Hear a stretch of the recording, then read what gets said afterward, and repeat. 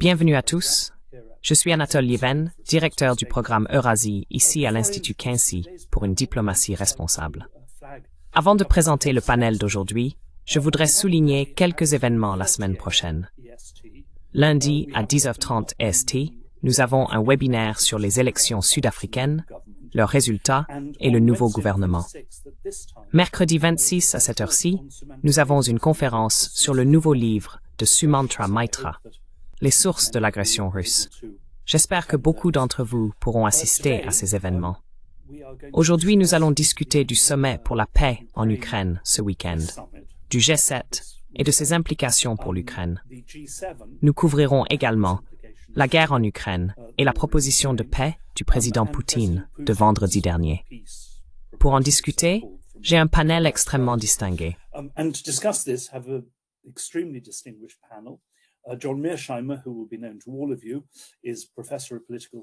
John Mearsheimer, que vous connaissez tous, est professeur de sciences politiques à l'Université de Chicago et est généralement considéré comme le principal défenseur de la pensée réaliste aux États-Unis et en Occident aujourd'hui.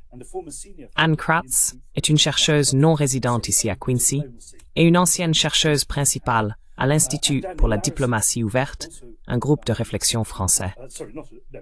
Daniel Larison contribue à Responsible Statecraft, est rédacteur en chef adjoint à antiwar.com et ancien rédacteur en chef à The American Conservative.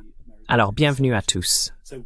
Peut-être pourrais-je commencer, John, en vous demandant que pensez-vous du sommet pour la paix en Ukraine ce week-end?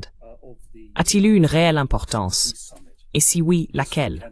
Marque-t-il une avancée quelconque pour la paix en Ukraine? Any kind of step forward for Ukrainian peace? No, I don't think it marks a step forward. I think it was basically a failure. Non, je ne pense pas que cela marque un pas en avant. Je pense que c'était fondamentalement un échec. On pourrait même dire que ça s'est retourné contre les Ukrainiens qui poussaient très fort. L'idée était de rallier le monde derrière la proposition de paix de l'Ukraine, son plan pour mettre fin à cette guerre. Ils pensaient pouvoir organiser cette conférence, inviter presque tous les pays du monde sauf la Russie et parvenir à un consensus significatif sur la proposition. Ils croyaient que cela mettrait une pression énorme sur les Russes, les forçant à faire des concessions, et que les Ukrainiens et l'Occident finiraient par gagner de manière significative. C'était illusoire.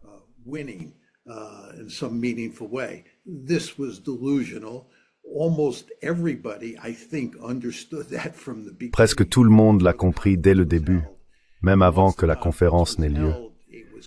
Une fois la conférence tenue, il était clair qu'elle ne représentait pratiquement rien. De nombreux pays n'ont pas assisté, en particulier des pays importants comme la Chine, qui sont cruciaux pour faire fonctionner ce genre d'initiative. Sur les 92 pays présents, 67 ont signé, mais cela signifie qu'un nombre significatif n'a pas signé le communiqué final. Le communiqué final était essentiellement dénué de sens. Il était fortement édulcoré par rapport à ce que les Ukrainiens voulaient vraiment et ne disait pas grand-chose. Donc le résultat final est que cela ne représente pas grand-chose. Si quelque chose, cela expose à quel point la position occidentale et ukrainienne est faible à ce moment précis.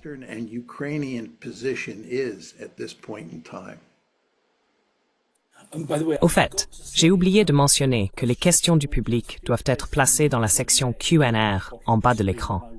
Je transmettrai autant que possible aux panélistes un peu plus tard. Êtes-vous d'accord avec cela? Y a-t-il une prise de conscience en Europe maintenant que ces conditions de paix ukrainiennes ne sont en fait pas réalisables?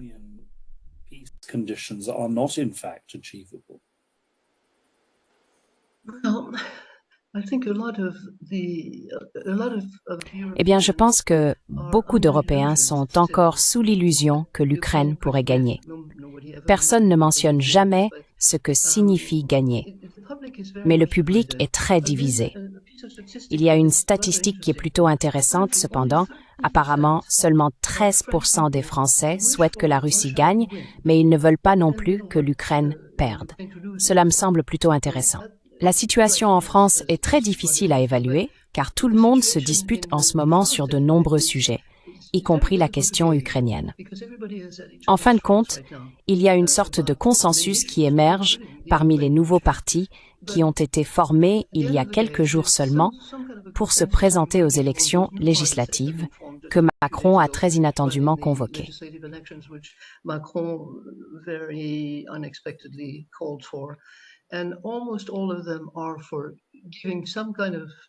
Presque tous soutiennent l'idée de fournir une certaine aide à l'Ukraine, mais seulement jusqu'à un certain point.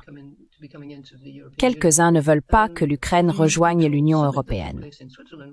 Le sommet qui a eu lieu en Suisse est largement passé inaperçu en raison de la situation en France et des élections. Il y avait une petite bannière en bas de l'écran de télévision mentionnant les personnes qui n'ont pas signé le communiqué final. Il y avait un petit élément qui peut sembler trivial, mais qui ne l'est en fait pas.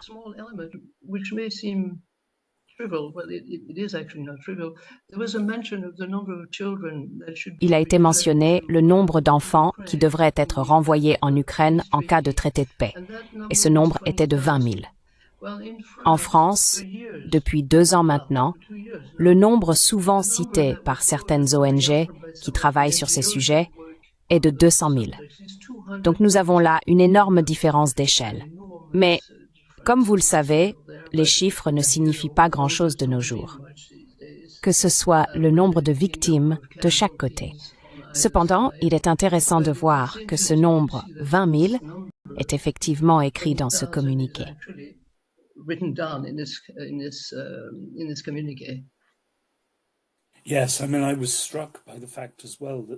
Oui, je veux dire, j'ai également été frappé par le fait que la Cour pénale internationale, dans ses enquêtes, a également considérablement réduit les accusations contre la Russie par rapport à ce qui avait été initialement discuté. Je pense qu'ils n'ont tout simplement pas pu trouver les preuves pour les soutenir.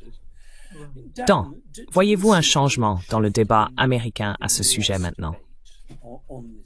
Combien de scepticisme avez-vous détecté à propos de ce sommet et des demandes ukrainiennes?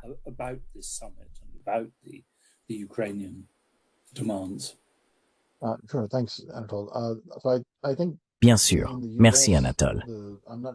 Je pense qu'aux États-Unis, le sommet pour la paix, ou le soi-disant sommet pour la paix, n'a pas vraiment eu d'impact dans le débat américain. Il est révélateur que le président n'ait même pas ressenti le besoin d'y assister personnellement.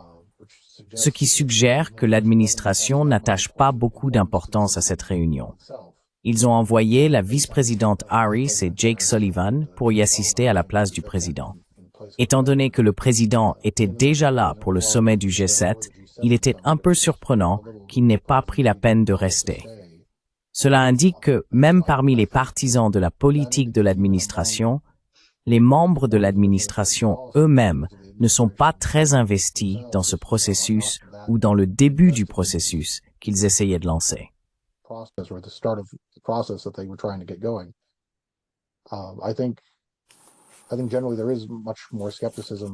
Je pense qu'en général, il y a beaucoup plus de scepticisme à l'égard de la politique de l'administration, en particulier en ce qui concerne leur réticence ou leur résistance à tout type d'engagement diplomatique. Il ne semble pas y avoir d'autre issue à la politique que de travailler vers un cessez-le-feu. La lutte pour obtenir les dernières allocations au Congrès était probablement juste un aperçu de ce à quoi nous pouvons nous attendre l'année prochaine s'il y a un changement de contrôle à la Maison-Blanche. Il y aura une lutte beaucoup plus difficile pour obtenir plus d'assistance militaire à l'Ukraine, surtout si le gouvernement ukrainien semble complètement désintéressé par tout type de règlement de compromis. Cela revient à ce que dit John Mearsheimer. Cette poussée pour le sommet a peut-être en fait eu un effet inverse en montrant à quel point le gouvernement ukrainien est éloigné de l'opinion de beaucoup aux États-Unis et dans certains pays européens.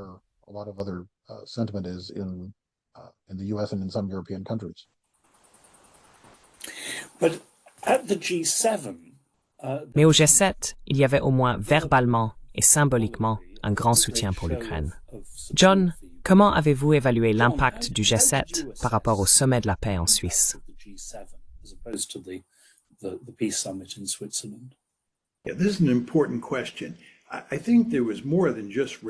C'est une question importante. Je pense qu'il y avait plus qu'un simple soutien rhétorique à la conférence du G7. 3 mesures significatives ont été prises, principalement par les États-Unis, qui comptent vraiment. Tout d'abord, nous avons renforcé les sanctions.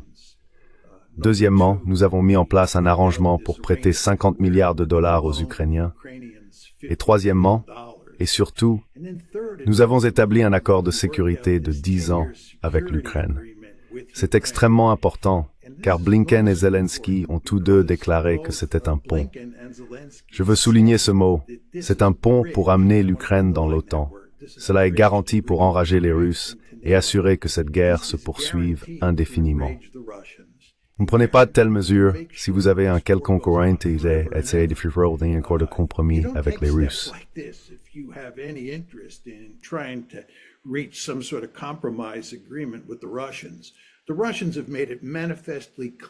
Les Russes ont clairement indiqué depuis avril 2008 que l'expansion de l'OTAN en Ukraine est catégoriquement inacceptable.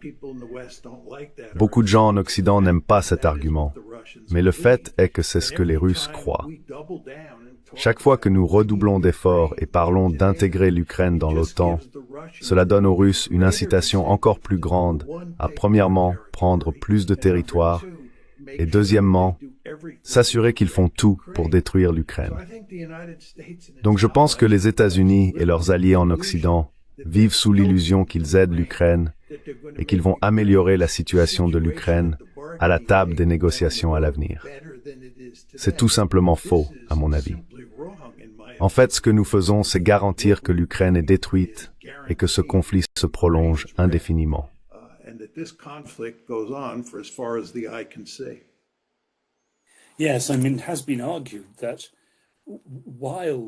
Oui, je veux dire, il a été soutenu que bien qu'à l'automne 2021, une adhésion précoce de l'Ukraine à l'OTAN n'était pas à l'ordre du jour, l'accord de coopération militaire annoncé entre les États-Unis et l'Ukraine a peut-être joué un rôle décisif en incitant Poutine à lancer son ultimatum puis à envahir.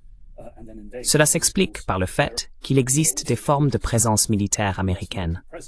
Et nous savons maintenant la forte présence de la CIA depuis 2014, qui ne vont pas jusqu'à l'adhésion à l'OTAN, mais sont néanmoins considérées comme très menaçantes à Moscou.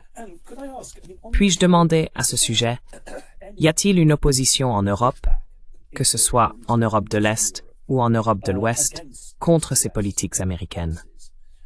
Et pensez-vous que si le Rassemblement national remporte ces élections législatives, cela aura un effet significatif sur la politique française? Ou Macron veillera-t-il à ce que la politique française envers l'Ukraine reste inchangée jusqu'aux prochaines élections françaises?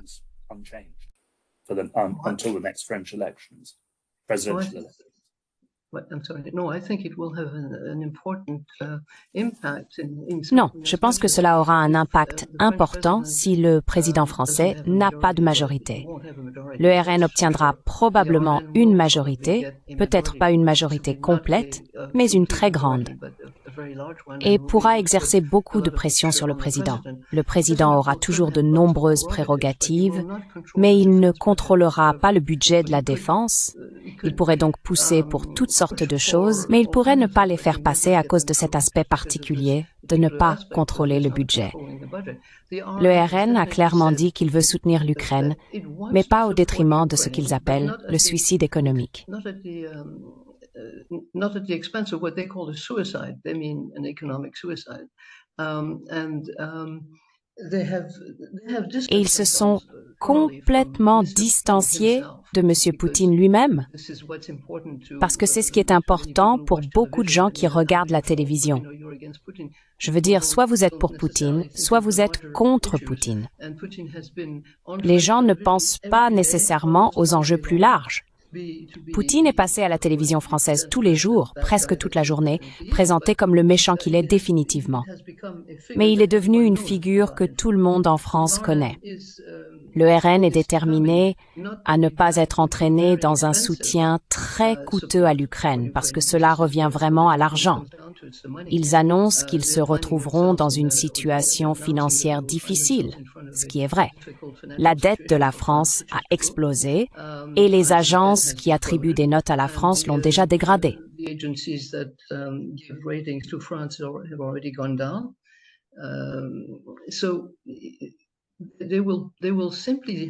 Ils devront donc simplement dire « Nous n'avons plus d'argent pour soutenir l'Ukraine ».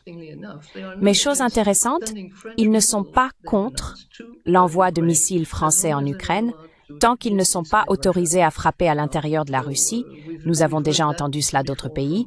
Ils ont donc fait cette concession, si vous voulez. Ils ne sont pas contre l'envoi de missiles en Ukraine, pensant peut-être que l'Ukraine finirait par les payer, à ce dont je ne suis pas sûr. Nous en sommes donc là avec le RN.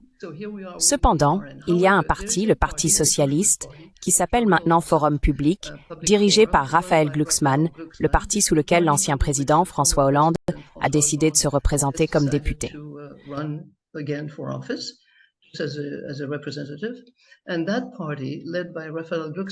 Et ce parti, dirigé par Raphaël Glucksmann, qui a été pendant un certain temps conseiller de M. Saakashvili pendant le conflit géorgien avec la Russie, est absolument catégorique sur le fait que nous devons soutenir l'Ukraine jusqu'au bout. Nous devons saisir les quelques 200 milliards de dollars appartenant au Fonds souverain ukrainien et les utiliser pour aider à financer la guerre de l'Ukraine. Cela va au-delà de l'intérêt que les Américains eux-mêmes ont dit pouvoir être utilisé pour aider à financer l'Ukraine. Donc cela dépendra un peu de la performance de ce parti dans les sondages. Mais Raphaël Glucksmann a été contraint de s'aligner avec le parti d'extrême gauche le plus radical, qui est celui de la France insoumise, ce qui signifie le parti des insoumis, ce qui en dit long.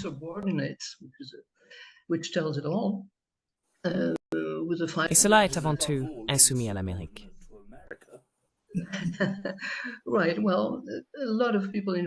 D'accord. Eh bien, beaucoup de gens en France pensent qu'ils devraient devenir plus insubordonnés envers l'Amérique. Mais c'est une question très complexe. Quoi qu'il en soit, nous y sommes. Si le RN réussit, et il y a de fortes chances qu'il le fasse, à moins qu'il n'y ait un véritable mouvement de la part des autres personnes qui pensent qu'il est inacceptable d'avoir un parti d'extrême droite à la tête de la France, surtout après avoir critiqué sans équivoque ce qui existe en Italie et qui existait auparavant en Autriche. À moins que cela ne se produise, le parti d'extrême droite sera aux commandes en France et cela changera tout pour l'Ukraine. Je veux dire, c'est de cela dont nous parlons.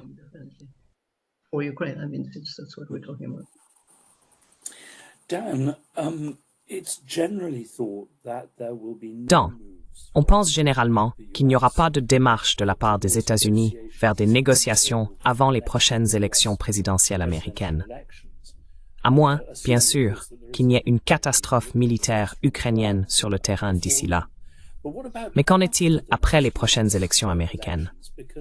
En ce qui concerne l'administration Biden, je ne détecte aucune réflexion en coulisses sur ce que serait une position de négociation viable. Et je suppose qu'en ce qui concerne l'équipe Trump, nous ne savons tout simplement pas, en partie parce qu'il n'y a pas vraiment d'équipe Trump en matière d'affaires internationales. Quelles sont vos vues à ce sujet?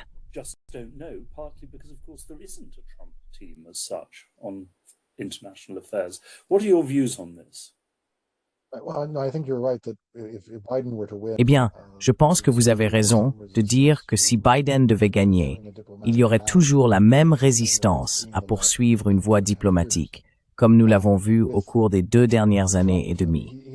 Avec Trump, il a fait des bruits sur la conclusion d'accords ou la négociation d'accords. Il dit cela à propos de presque tous les sujets, affirmant qu'il serait capable de conclure des accords que Biden ne peut pas. Mais je ne pense pas qu'il y ait vraiment quelque chose à cela. Si nous regardons les personnes autour de lui, la personne qui a été évoquée ou considérée comme son possible secrétaire d'État est Rick Grenell, qui bien sûr est très intransigeant sur la plupart des questions.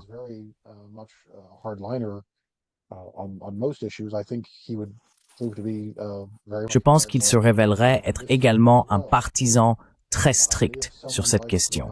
Et si quelqu'un comme Grenell occupe un poste de haut niveau dans l'administration Trump, je pense que nous verrions une approche américaine qui serait pour beaucoup de gens étonnamment intransigeante à l'égard de l'Ukraine. Il y aurait beaucoup plus de continuité avec la position de Biden que beaucoup de gens ne l'imaginent. Bien sûr, il se peut que Trump ne choisisse pas Grenell et décide de prendre une direction différente. Mais pour l'instant, c'est lui qu'il semble promouvoir comme l'un de ses principaux porte-paroles, comme l'une des personnes qu'il veut avoir près de lui sur ces questions.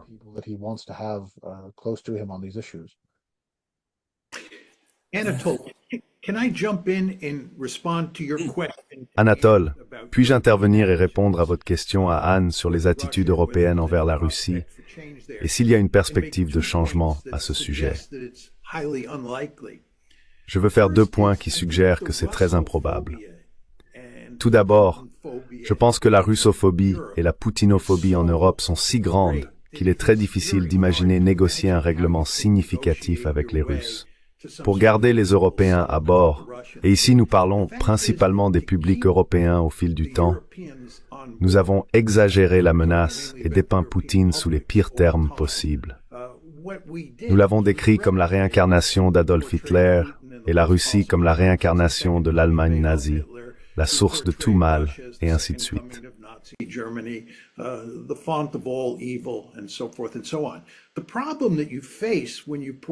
Le problème auquel vous êtes confronté lorsque vous dépeignez un adversaire en ces termes est qu'il devient presque impossible de négocier un accord significatif parce que vous traitez, en effet, avec le diable. Donc je pense qu'il est très difficile de faire demi-tour à cause de la façon dont nous avons dépeint Poutine et la Russie de manière plus générale. Mon deuxième point est qu'il est très intéressant d'observer les Européens. Ils vivent dans la peur mortelle ces jours-ci que le parapluie de sécurité américain disparaisse, que nous nous tournions vers l'Asie et les laissions tomber. Ils comprennent parfaitement que le fait d'avoir le parapluie de sécurité américain au-dessus de leur tête maintient la paix en Europe, en grande partie, et ils veulent que nous restions.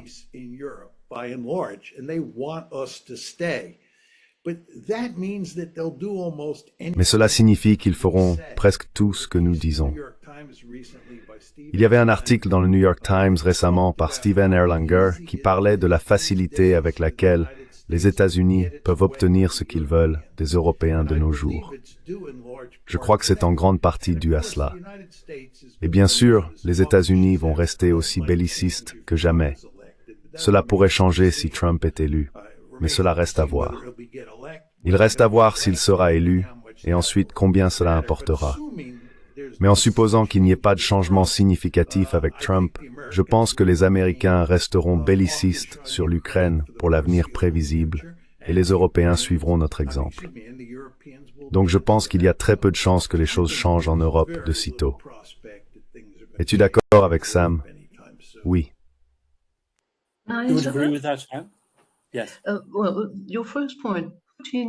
Eh bien, concernant votre premier point sur la façon dont Poutine et les Russes sont humanisés en Europe, je vais vous dire ce n'est pas exactement vrai.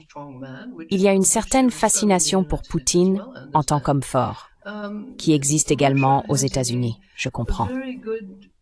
La Russie a une très bonne image historique en France. Et en Allemagne, comme vous le savez, elle a été une nation très proche de l'Allemagne, peu importe ce qui s'est passé pendant la guerre. Pendant la période tsariste, toute l'administration intermédiaire du régime tsariste était dirigée par ce qu'ils appelaient à l'époque les Prussiens. Au-delà de cela, il y a un grand intérêt pour la littérature russe, les films russes, et ainsi de suite.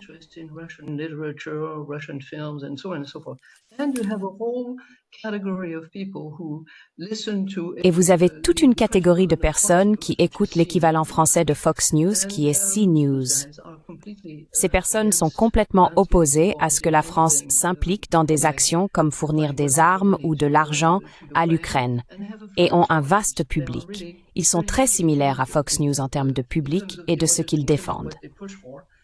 Donc, c'est un élément que vous ne pouvez pas ignorer, car il y a beaucoup de stations de radio et d'émissions YouTube qui ne prennent pas du tout cette position contre Poutine. do not at all take this stance against Putin. However, having said that, of course, you know what Macron. Cependant, cela dit, Macron a finalement découvert qu'il est le plus grand ennemi de la Russie après avoir essayé d'être un médiateur. Il s'est mis dans une impasse, tout comme un certain nombre de présidents européens et d'autres hauts responsables. Ils ont tellement parlé de moralité, d'ordre international et de la nécessité de ne pas permettre à quelqu'un de prendre des territoires par la force qu'ils ne savent vraiment plus quoi faire. Maintenant que Macron est dans une position très faible en France, toute la situation pourrait se retourner. Je ne serais pas surpris si cela arrivait.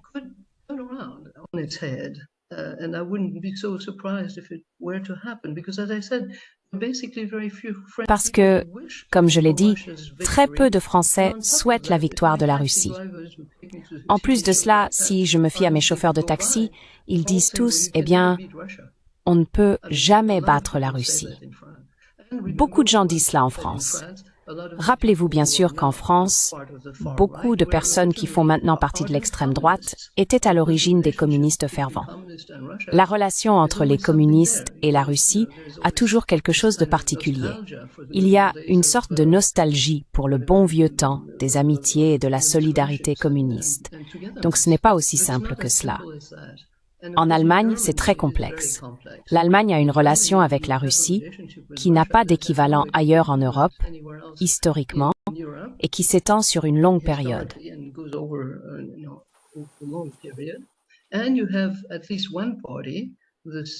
Et vous avez au moins un parti, le Bundeswehr Wagenknecht, qui prône l'absence d'armes pour l'Ukraine et la levée de toutes les sanctions contre la Russie.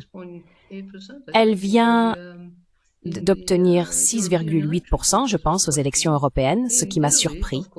En Italie, bien sûr, il y a encore une énorme quantité de soutien à l'ancienne, presque familiale, pour la Russie à cause du Parti communiste, même si Meloni a clairement indiqué qu'elle voulait soutenir l'Ukraine. Donc, tout cela est compliqué et ce sont en grande partie les chefs d'État en Europe qui se sont mis dans une impasse. Par exemple, Madame Ursula von der Leyen, qui sera certainement réélue à la tête de la Commission, vient de dire que ce que le président Poutine a proposé était absolument inacceptable et ne pourrait jamais être accepté par l'Ukraine.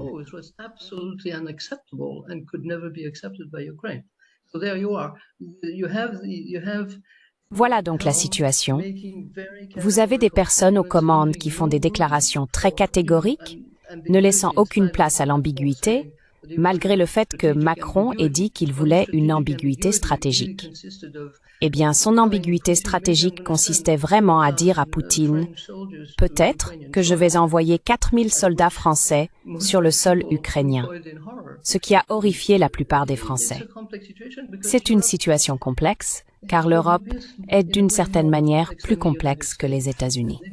Ces relations entre elles et avec d'autres pays comme la Russie ne peuvent pas être considérées comme similaires.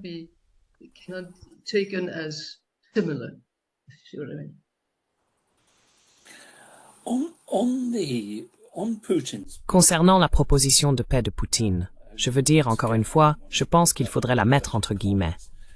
Elle est évidemment tout à fait inviable en l'état.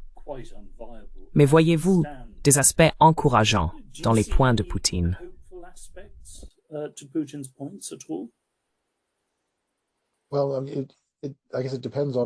Eh bien, je suppose que cela dépend de la gravité avec laquelle il aborde la question territoriale.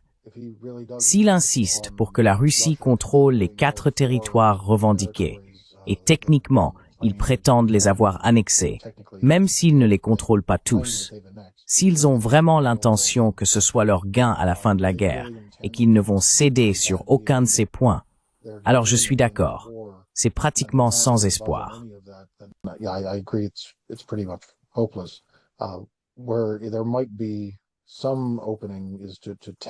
Là où il pourrait y avoir une ouverture, c'est de les tester pour voir à quelles revendications territoriales ils tiennent réellement, lesquelles ils sont prêts à maintenir jusqu'au bout et lesquelles ils sont prêts à abandonner.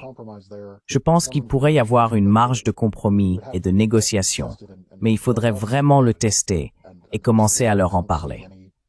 Malheureusement, je ne vois aucun travail allant dans ce sens, que ce soit à Washington ou à Kiev. Cela ne semble pas très prometteur en termes de perspective de progrès, mais il pourrait y avoir une ouverture si nous essayons de la trouver. Can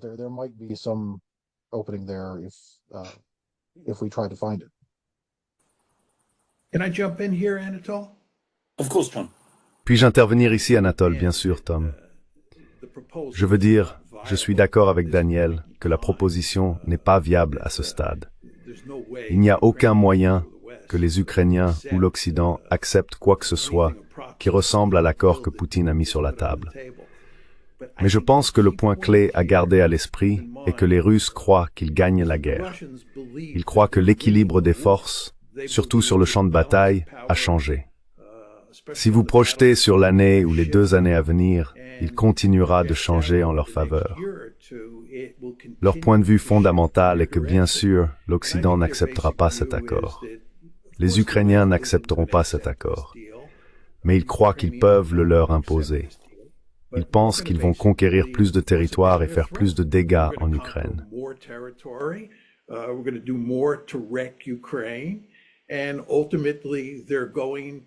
Et en fin de compte, ils vont devoir accepter quelque chose dans le genre de ce que nous avons décrit plus tôt dans cette proposition de paix, où vous aurez un conflit gelé dans lequel nous nous trouvons dans une position très avantageuse. Rappelez-vous que Poutine a clairement indiqué dans son discours du 14 juin qu'il n'était pas intéressé par un conflit gelé. Il veut un véritable accord de paix. Cela a parfaitement du sens de son point de vue. Je pense qu'il est extrêmement improbable qu'il l'obtienne. Il va certainement faire plus de conquêtes sur le champ de bataille. Il va faire plus pour détruire l'Ukraine et semer la dissension en Occident. Je pense qu'il réussira sur ce front. Mais je pense que ce qu'il va finir par obtenir, c'est un conflit gelé. Il n'obtiendra pas un accord de paix significatif, mais je pense que ce conflit gelé sera un avec lequel il peut vivre.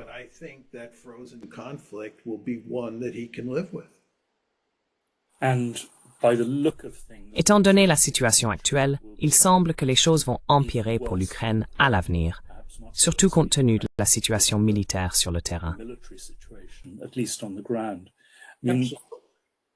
Absolument. C'est pourquoi j'ai toujours soutenu qu'il est temps de conclure un accord, de minimiser la perte de territoire des Ukrainiens et de réduire le nombre d'Ukrainiens tués sur le champ de bataille. Essayer de prolonger cette guerre, comme nous le faisons en Occident, est à mon avis, stratégiquement et moralement insensé.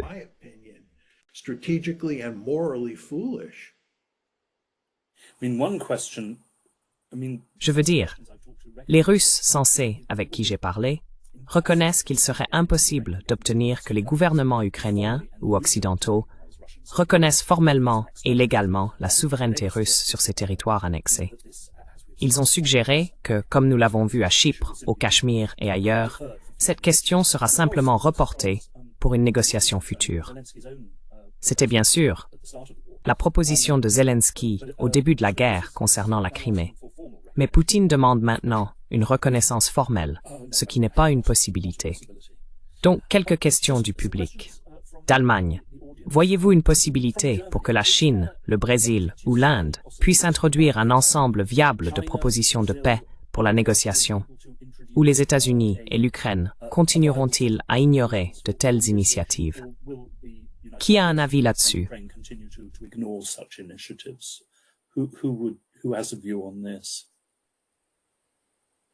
Merci, allez-y, Dave. Go ahead, Dan. Go ahead. I talked before. D'accord. Donc, je pense que la Chine aurait pu avoir une bonne chance de le faire. Sauf que maintenant, le gouvernement ukrainien s'est prononcé très fermement contre la Chine et les a critiqués publiquement pour le soutien qu'ils ont apporté à la Russie, même s'ils auraient pu en fournir beaucoup plus. En réalité, ils ont été assez limités dans le soutien qu'ils ont donné à leurs partenaires sans limite.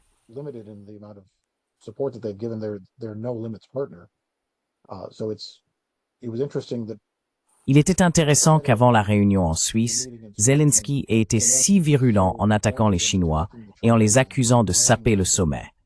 Il semblait qu'il aurait été plus avantageux pour lui d'essayer de cultiver de meilleures relations avec eux.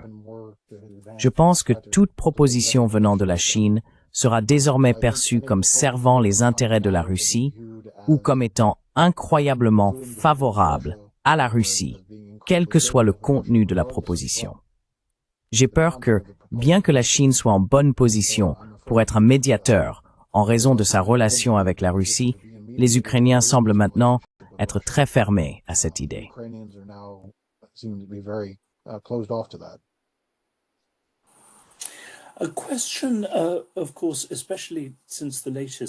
Une question, bien sûr, surtout depuis le dernier article du New York Times sur le sujet des négociations de paix à Istanbul après le début de la guerre.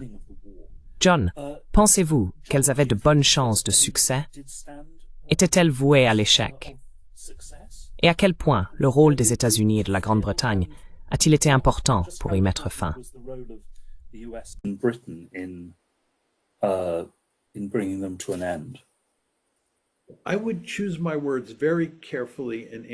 Je choisirais mes mots très soigneusement pour répondre à votre question.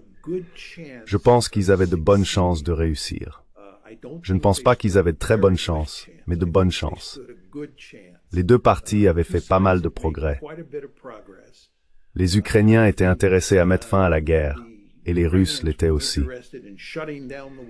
Donc je pense qu'un accord aurait pu être conclu. Je soutiendrais que si les Américains et les Européens avaient soutenu les Ukrainiens et les avaient poussés à essayer de conclure un accord, il est très possible que vous auriez vu la fin de ce conflit immédiatement après qu'il ait commencé. Mais bien sûr, cela ne s'est pas produit. À mon avis, presque toutes les preuves suggèrent que cela ne s'est pas produit, parce que l'Occident, principalement les Américains et les Britanniques, est intervenu pour dire aux Ukrainiens de se retirer.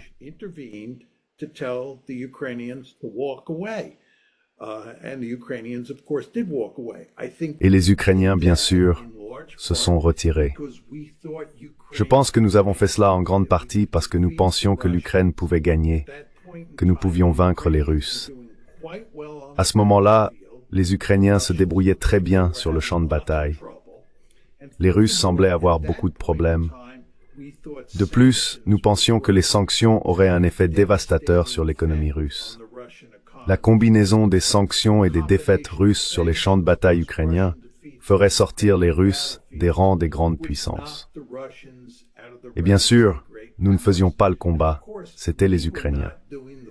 Il était donc facile pour nous et les Britanniques de dire aux Ukrainiens de couper les négociations. Le résultat final est cette situation désastreuse à laquelle nous faisons face aujourd'hui.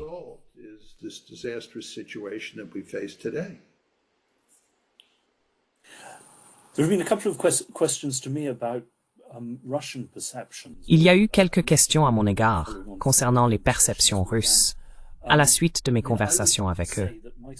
Je dirais que ma forte impression, soutenue par des sondages d'opinion qui ont semblé précis et fiables par le passé, est qu'une grande majorité de Russes ne sont pas engagés dans une guerre pour une victoire complète, quelle que soit la signification de ce terme. L'idée de victoire complète est également très vague du côté russe. Les soi-disant conditions de paix de Poutine n'impliquent en réalité pas une victoire complète de la Russie, ce qui signifierait vraisemblablement la subjugation de l'ensemble de l'Ukraine et des gains territoriaux beaucoup plus importants.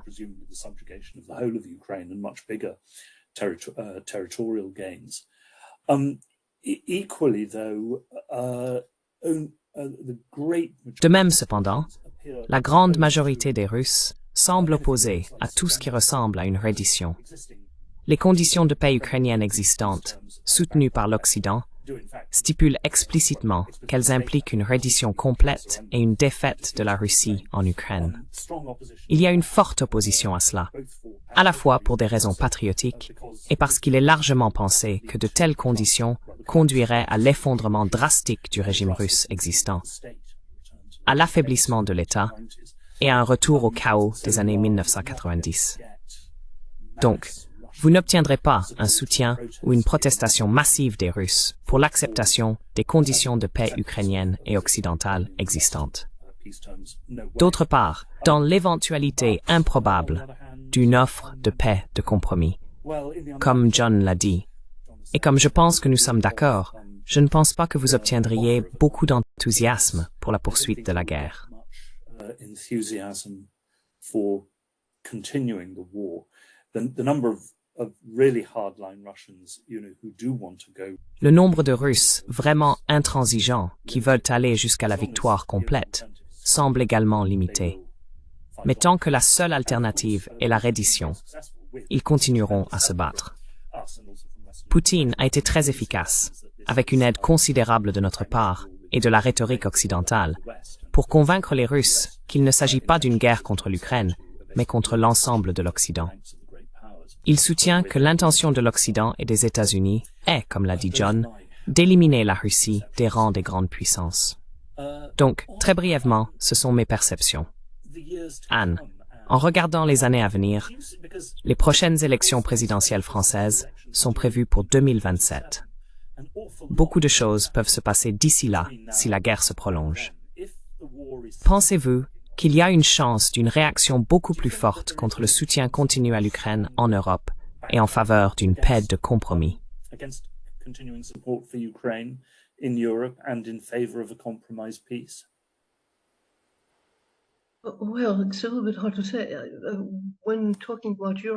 Eh bien, c'est un peu difficile à dire. Lorsqu'on parle de l'Europe, nous devons considérer non seulement les gouvernements locaux et nationaux, mais aussi les centres de pouvoir européens, tels que la Commission et le Parlement européen. Les dernières déclarations des organisations européennes suggèrent qu'il doit y avoir une révolution des mentalités. Je cite Josep Borrell ici. Nous devons parler le langage du pouvoir. Ainsi, l'Union européenne se positionne dans ce conflit presque comme un concurrent des États-Unis. Et cela est un peu inquiétant.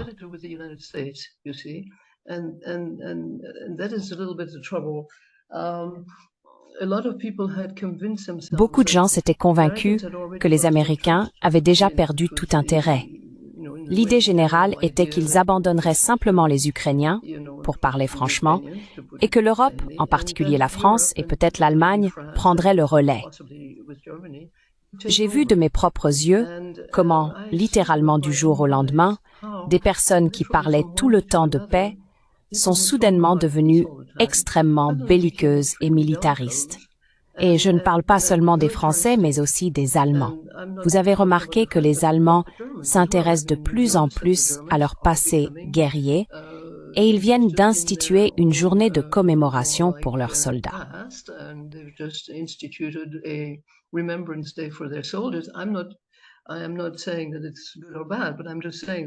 Je ne dis pas que c'est bien ou mal, mais c'est un signe que les Allemands considèrent la guerre d'une manière complètement différente de celle à laquelle ils nous ont habitués. Il semble que les jeunes hommes allemands en particulier ne soient pas complètement opposés à porter à nouveau un uniforme pour défendre l'Ukraine ou autre chose.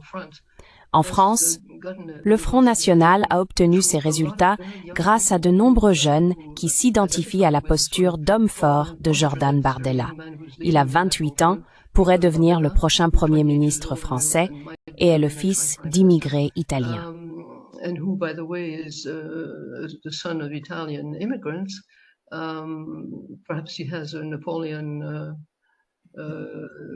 Peut-être qu'il a un complexe de Napoléon. Il est beaucoup plus grand que Napoléon ne l'était, mais Napoléon était aussi italien et parlait en fait le français avec un très fort accent italien. Sa mère ne parlait pas du tout français. C'est une anecdote. Mais cela pour dire que les jeunes semblent être attirés par la culture militariste. En même temps, 82% des Français disent « Non, non, nous ne voulons pas envoyer de soldats en Ukraine ». Peut-être est-ce juste le prestige des uniformes, comme nous avions l'habitude de dire, mais je pense que l'Europe est en train de connaître de nombreux changements substantiels et possiblement profonds.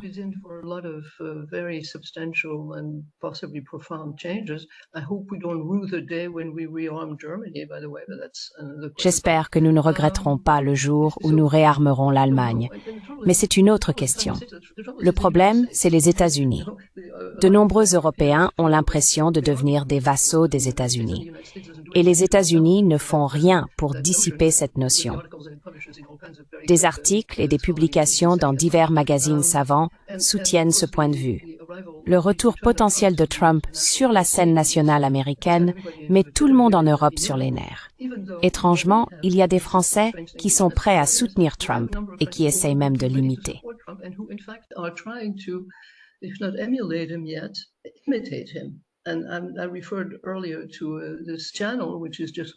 J'ai mentionné plus tôt cette chaîne qui ressemble quelque peu à un mouvement « Rendre la France grande à nouveau », en la rendant plus militariste. D'autre part, vous avez le gouvernement français et d'autres gouvernements européens qui s'accordent sur la nécessité de reconstituer leur défense et l'industrialisation de la défense. Ces deux éléments combinés suggèrent un avenir qui semble considérablement plus militariste qu'il ne l'a été depuis la fin de la Seconde Guerre mondiale en Europe. Je peux me tromper complètement, mais cela ressemble à une tendance. De plus, la position des États-Unis n'a pas été claire concernant l'Ukraine.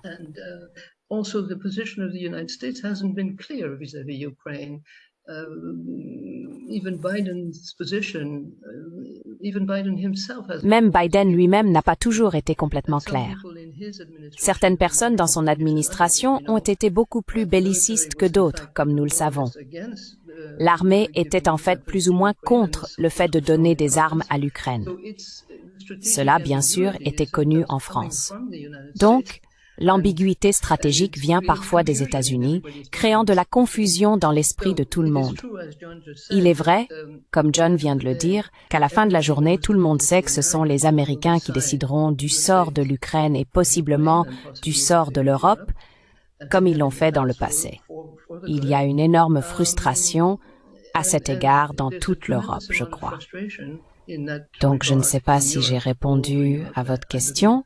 En fait, je l'ai fait.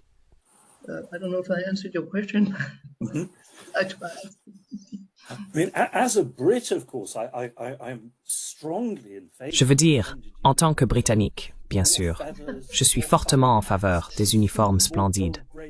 Plus il y a de plumes, plus il y a de chapeaux en fourrure, plus il y a de galons dorés, mieux c'est. Tant que cela s'arrête là, vous savez, et que nous ne finissons pas avec des gens portant des chapeaux en fourrure à Borodino. Mon propre sentiment est que beaucoup de ces jeunes, s'ils étaient confrontés à une véritable guerre, pourraient reconsidérer ce militarisme. Mais bien sûr, je préférerais qu'ils ne le découvrent pas en pratique. John, une question du Sénat américain sur la stratégie et le partenariat indo-pacifique des États-Unis. À votre avis, quels pourraient être les effets de cela sur la politique américaine envers l'Ukraine? Jusqu'à présent, nous avons vu le Japon s'aligner avec les États-Unis sur l'Ukraine, ainsi que l'Australie. Mais l'Inde a été très prudente pour garder ses distances. Avez-vous des réflexions sur la façon dont cela pourrait évoluer à l'avenir?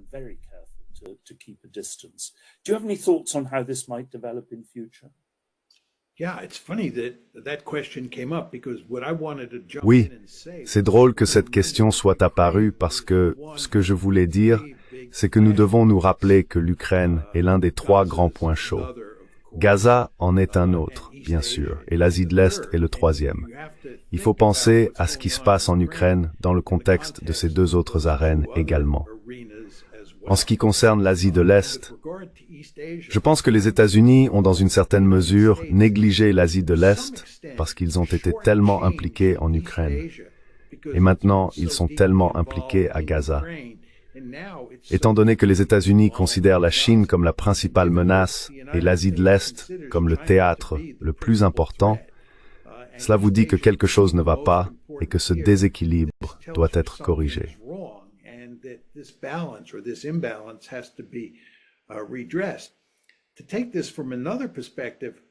Pour aborder cela sous un autre angle, que se passerait-il si nous avions une crise impliquant les Philippines et la Chine et que les États-Unis se retrouvaient entraînés, menant à un conflit entre les États-Unis et la Chine? Je ne dis pas que cela est probable, mais c'est un scénario plausible. On peut imaginer diverses histoires plausibles sur la façon dont un conflit pourrait éclater en Asie de l'Est. Si cela devait arriver, cela aurait une influence profonde sur notre façon de penser à l'Ukraine. En ce qui concerne Gaza, la guerre là-bas oblige les États-Unis à détourner une quantité considérable de ressources militaires de l'Ukraine vers Gaza pour soutenir les Israéliens. Ce conflit ne montre aucun signe de fin. This conflict shows no signs of ending, and it's not only a drain on military resources. Et ce n'est pas seulement un drain sur les ressources militaires. Plus important encore, je pense que la politique américaine à Gaza délégitime les États-Unis et l'Occident de manière très significative. Cela cause toutes sortes de problèmes. Vous pouvez voir des troubles commencer à percoler en Europe à propos de ce que nous faisons. Joseph Borrell, on peut dire qu'il est très mal à l'aise avec la politique occidentale à Gaza. Donc je soutiendrai que, étant donné que la guerre de Gaza est susceptible de durer aussi longtemps que la guerre en Ukraine, cela va nous causer toutes sortes de problèmes concernant l'Ukraine. De plus, pour revenir à la question de l'audience, si vous pensez aux problèmes possibles que nous pourrions rencontrer en Asie de l'Est, vous pouvez voir comment cela détournera également nos efforts en Ukraine.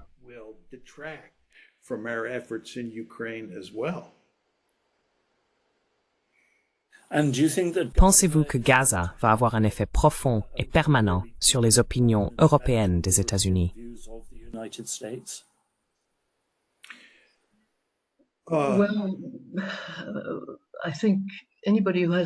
Eh bien, je pense que toute personne ayant une conscience, et cela signifie beaucoup de gens dans le monde entier, ne peut qu'être horrifiée par ce qui s'est passé le 7 octobre. Et toute personne ayant une conscience ne peut qu'être horrifiée par ce qui se passe actuellement à Gaza.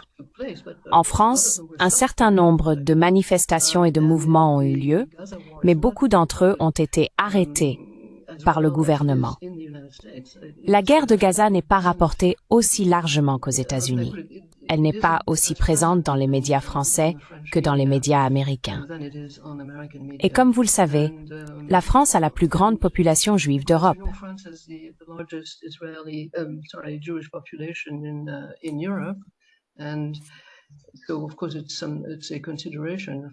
Et donc, bien sûr, c'est une considération que le gouvernement doit prendre en compte. C'était en fait l'un des points principaux de la France insoumise, le parti de la France insoumise, pendant leur campagne pour les prochaines élections législatives. Cependant, ils ont été attaqués de manière très violente pour avoir pris cette position et ont été accusés d'antisémitisme à chaque tournant. Mais comme je l'ai dit, les consciences des gens sont horrifiées par ce qui s'est passé dans les deux cas. Cela aura certainement un impact.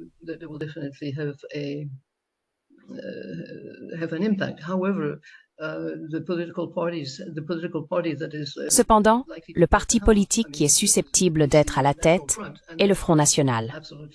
Ils sont des partisans ardents d'Israël, principalement parce que leur fondateur était un antisémite notoire.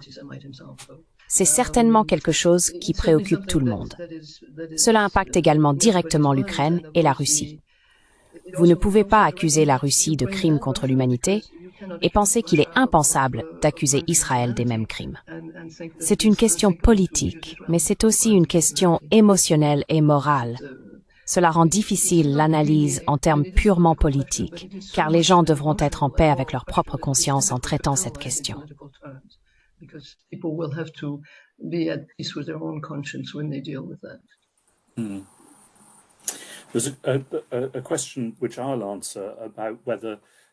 Il y a une question de savoir s'il serait approprié de menacer la souveraineté russe sur Kaliningrad en réponse aux annexions autoproclamées et à l'agression russe contre l'Ukraine. En termes de justice et de réalité, toute menace sérieuse de conquête occidentale de Kaliningrad, qui est un territoire russe, conduirait immédiatement à une guerre directe entre la Russie et l'OTAN. Si cela semblait que nous étions en train de gagner, cela mènerait directement à une guerre nucléaire. Ayant visité Kaliningrad, tout ce que je peux dire, c'est que c'était apparemment beaucoup plus agréable quand c'était Königsberg. Je ne risquerais vraiment pas l'existence de l'humanité pour Kaliningrad aujourd'hui. C'est un endroit épouvantable.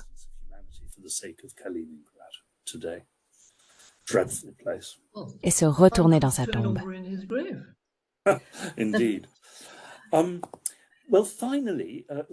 En effet, bien, finalement, plusieurs questions nous ont été posées à tous. Je vais vous les transmettre. Si c'était en votre pouvoir, Que considériez-vous comme un règlement juste et raisonnable de la guerre en Ukraine? Il nous reste quelques minutes. Dan, je vais vous donner la parole. We have a few minutes left. Dan, beginning with you. I'll give it a try. So if you could arrange it, I think. Si vous pouviez l'organiser, je pense qu'un référendum parrainé par l'ONU pour déterminer le statut de la Crimée serait un bon début. De cette façon, tout le monde accepterait la légitimité du résultat. Ensuite, une autonomie significative pour les provinces orientales de l'Ukraine serait nécessaire pour répondre à tout ressentiment ou grief persistant que les habitants pourraient avoir envers le gouvernement central. Évidemment, la Russie devrait évacuer toutes ses troupes de toutes les autres parties de l'Ukraine. Il faudrait probablement une zone démilitarisée ou une bande de territoire où les Russes ne pourraient pas menacer directement le territoire ukrainien. Cette zone serait imposée ou surveillée par une force de maintien de la paix de l'ONU. Je ne sais pas si tout cela serait réalisable ou réalisable, mais ce serait mon point de départ.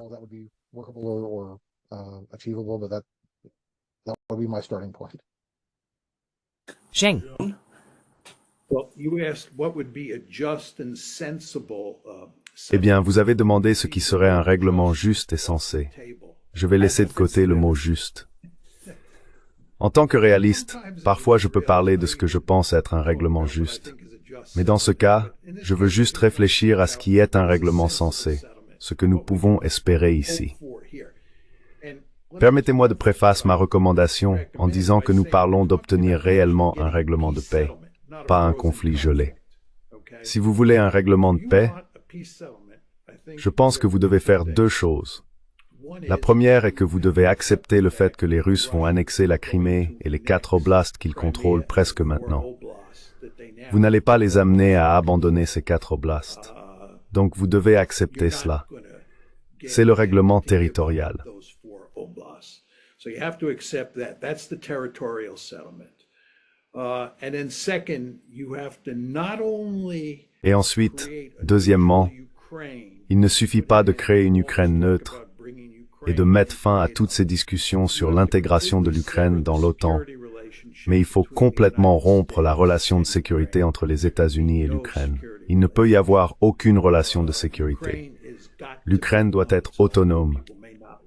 Les gens peuvent ne pas aimer cela, mais il n'y a aucun moyen d'obtenir un règlement de paix où l'Ukraine est liée de manière significative d'un point de vue sécuritaire avec l'Occident, en particulier avec les États-Unis.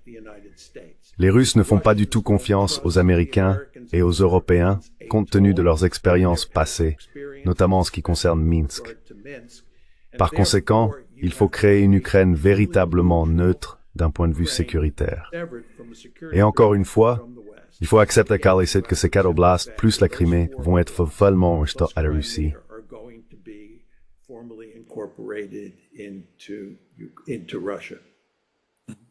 Anne, précise.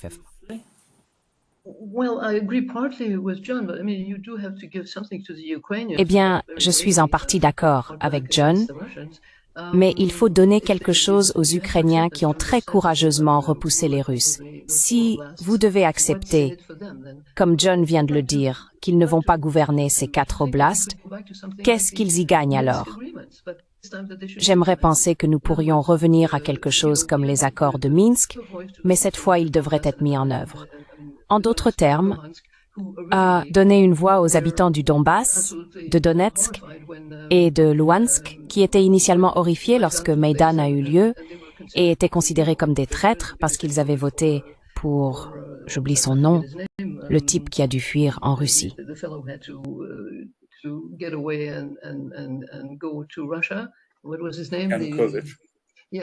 Quel était son nom? Yanukovych. Oui, Yanukovych. Ils étaient désemparés. Ils avaient voté pour lui. Ils se sentaient, vous savez, qu'ils faisaient partie de la Russie.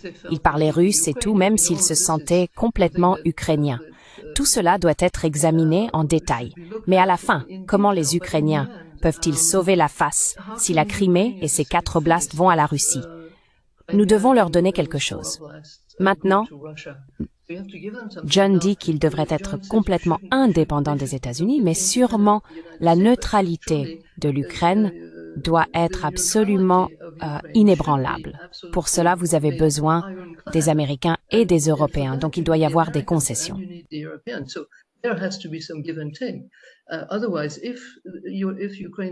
Sinon, si la sécurité de l'Ukraine n'est pas garantie, alors on ne voit pas pourquoi les Ukrainiens eux-mêmes cesseraient de se battre.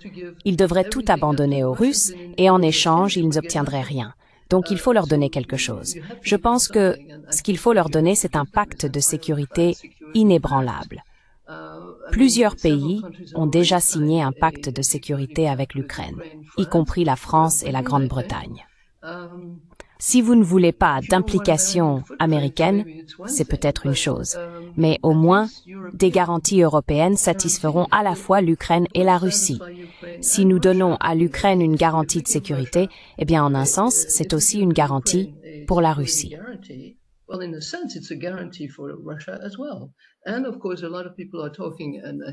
Et bien sûr, beaucoup de gens parlent, et je pense que Daniel vient de le faire, des référendums.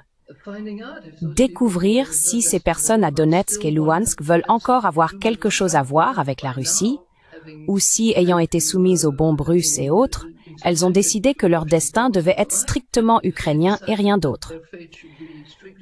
Tant qu'on leur permet de continuer à parler russe, ce qui est l'une des exigences que Poutine a faites récemment, c'est une question que j'aurais.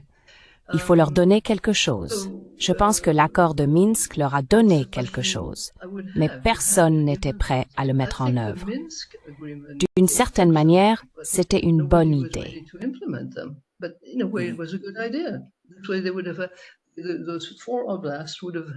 Ces 4 oblasts auraient eu une certaine autonomie, presque comme une Ukraine fédérale. Peut-être que la Russie aurait été satisfaite de cela, car elle aurait eu accès aux ressources de cette région de l'Ukraine. Ces ressources ne sont plus aussi significatives qu'elles l'étaient, mais elles ont autrefois été importantes dans divers domaines. Au fait, je veux juste mentionner quelque chose. C'est plus une anecdote. Mais je me demande si l'un d'entre vous a vu la déclaration de Lindsey Graham sur YouTube. Il était extrêmement enthousiaste à propos des trillions de dollars de terres rares et d'autres minéraux sous le sol ukrainien. Il était enthousiaste quant à ce que cela pourrait apporter aux États-Unis en termes de grands échanges commerciaux. Naturellement, les réseaux sociaux ont immédiatement explosé, disant « Oh, voilà la vraie raison pour laquelle nous soutenons l'Ukraine. »